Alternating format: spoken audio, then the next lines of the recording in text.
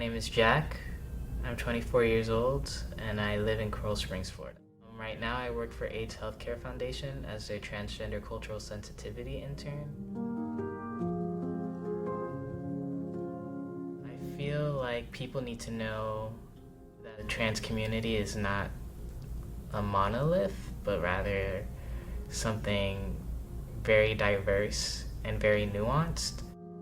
The trans community as a whole does not have access to healthcare or competent healthcare. They don't have access to equal opportunities, and it just becomes more difficult with the more nuance that comes with this person's identity or who they are as a person. I believe that when it comes to equal access or equal opportunity, when it comes to healthcare, trans people have to really decide whether it's even worth going to a doctor or to get tested or to get the care that they need, because they struggle with the thought of either going through a traumatic, discriminatory experience or going and maybe getting actual care that's not focused solely on their trans identities.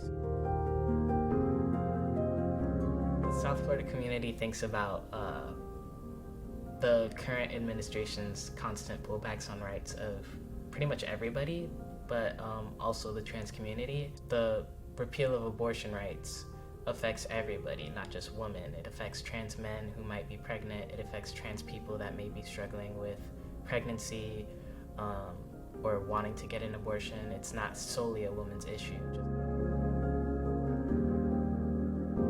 Stonewall's Rising Legacy is an organization I'm building that focuses on the empowerment and the social justice development of queer youth in South Florida. So basically giving them the tools to feel empowered in themselves and to know that they can cause active change in their own communities when they go back home to maybe a house that doesn't accept them.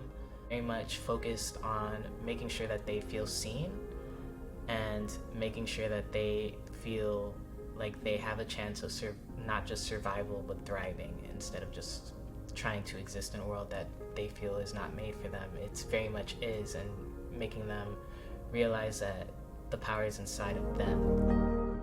Being Black and being queer and being trans is very, very hard. But there's more of us out there. And there's people ready to love on you for who you are, specifically when it comes to your Blackness, your queerness, your transness. As a Black, queer, trans, gender-nonconforming person, you're everything that the ancestors have been wanting to create, and you're definitely meant to be here for a reason.